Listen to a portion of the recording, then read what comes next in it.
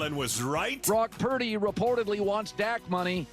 I laugh at all these people telling me he's going to take a pay cut. Team-friendly deal. No. Even though he was 1-6 against playoff teams last year with more interceptions than touchdowns and had his second troubling injury, he views himself as great. He's been gassed up. Because he's a seventh-round pick, he's never made any money, so he is going to go and play hardball. I've said it. I think Aaron Rodgers privately is talking to the Niners. I could be wrong on this. He may be. If I'm Aaron Rodgers, I don't sign. I sit on the sidelines and wait and watch what's happening with the Niners. All right. I can't tell if that's real talk or if this is just wild off-season. Hey, man, we got to talk about something. What can we talk about? Oh, Brock Purdy might not play. Let's bring in Aaron Rodgers. I mean,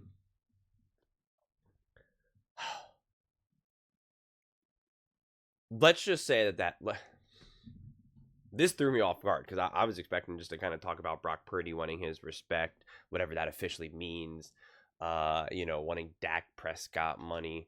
I guess from Purdy's perspective, if he does want Dak Prescott's money, Dak Prescott type money, he's pretty much saying, I mean, I've gone to 2 NFC championship games. Dak hasn't been to 1. I've been to a Super Bowl. Dak hasn't been to 1. So like, I get that, but I'm not getting too lost in the whole reports because I just think it's brutal to really know what anyone officially wants. I just think we know how these things work in terms of what's leaked, whether it's coming out of from the 49ers side or from the agent. Like I don't want to speculate honestly at this point because I've heard so many different things. At this point, I've heard so many different things that it honestly just feels impossible to know. I mean, it genuinely does. So, as you guys know, and I repeat this a lot, like I'm not here to try to wildly speculate for made up nonsense.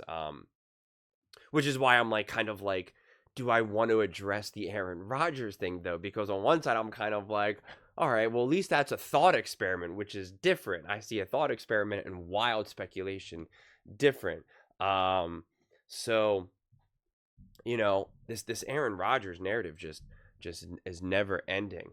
I confess, I would love to see an Aaron Rodgers with a Shanahan, but I at this point, I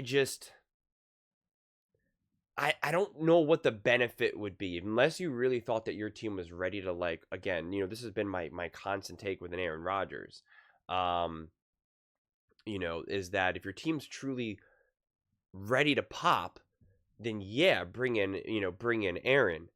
And if you have a great coach that can actually maximize Aaron Rodgers at this point in his career, like a Shanahan, then for sure, go for it.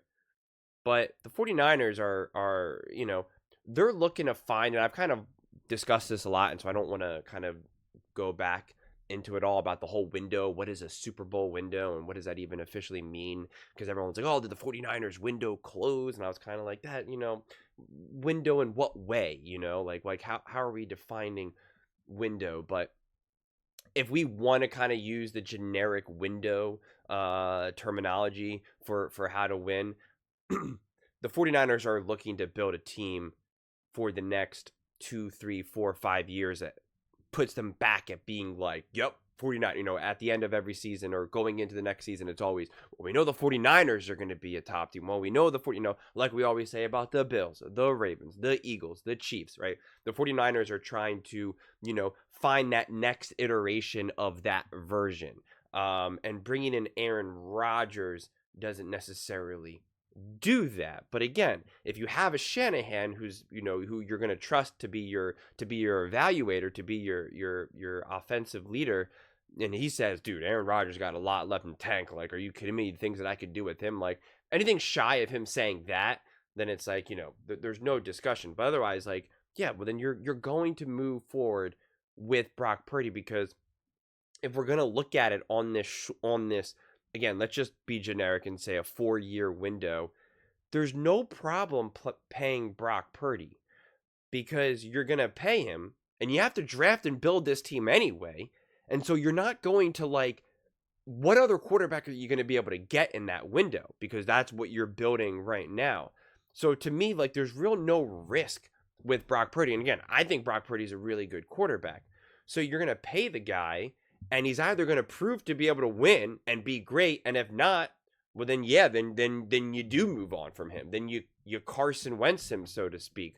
But there's no gamble from my viewpoint, because even if you paid him and he ended up being a really bad quarterback for the next 2 years, it's just, what were you going to do anyway? What were these 2 years going to look like? It's one thing if you had this amazing roster.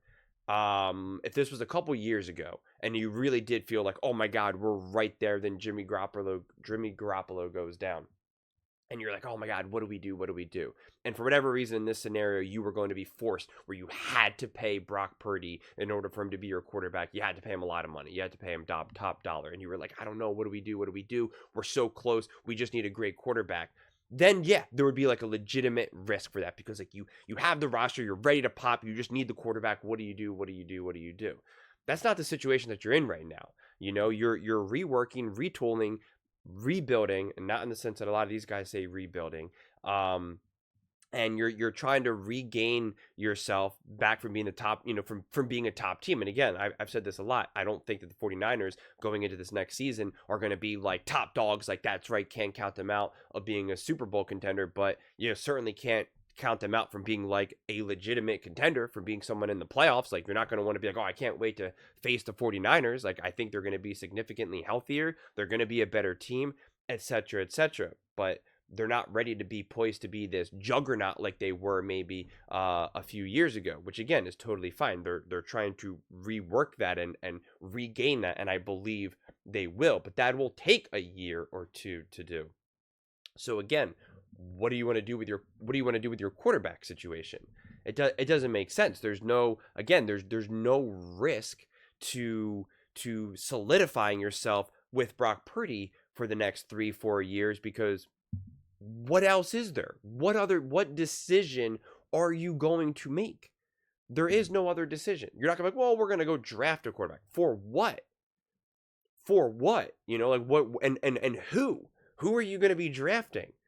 So that's why it feels like it's such a no-brainer for me. So the whole negotiations and kind of what both sides are looking for, I'm so excited to see where this finally lands, because I've seen so many different people do their variations of a victory lap on Brock Purdy, what he's looking for, what he wants, what he's going to be able to get, you know, what he ends up signing. Like, I'm so excited to see what this officially looks like. But you know, people are like Colin's kind of like, people are gassing up Brock Purdy. He like, I don't understand. Does he not deserve to be offered a respectable amount of money? Like, I don't understand. Like, it doesn't make sense to me. Why everyone just wants to keep using Brock Purdy as this throwaway. And when you talk about his injuries, like, these weren't like degenerative injuries or injuries that were kind of a sign of something more. Like, it was just kind of bad luck, quite frankly, more than anything. So to also talk about the injuries as kind of like a thing of like, you might be injury prone or this or that, it's like, I don't know. It just the Brock Purdy narrative consistently feels forced to me, quite frankly. And the evidence for that is that you're starting to bring in Aaron Rodgers in the conversation, and it can't get more manufactured than that. To me, I wish I led with that. That's the perfect example right there. The fact that we're entering Aaron Rodgers into this conversation, to me, just goes to show you how forced and manufactured the Brock Purdy conversation consistently is. They talked about bringing in Tom Brady before, talked about maybe wanting to get Sam Darnold back. I mean, it's always something. It's always everything but Brock Purdy. And I don't know. It doesn't feel like the 49ers actually feel that way, quite frankly. But those are just my thoughts. I'd absolutely love to hear yours. What do you guys all think about Brock Purdy wanting his respect? Colin's pretty wild speculation that maybe they're talking to Aaron Rodgers. Let me know in the comments below. I read every single comment. So whether you agree with me or disagree with me, either way, let's get in some discussions. Let's get in some fights. But ultimately, let's just have some fun. And please do consider subscribing. We're building an amazing community here and absolutely love to see you part of it. I want to build something that we all genuinely feel connected to. Something that we're really excited to be a part of. I think we're well on our way to doing it. Please don't forget to give this video a thumbs up, as it really does help with the visibility and the algorithm. Thank you so much. See you next time.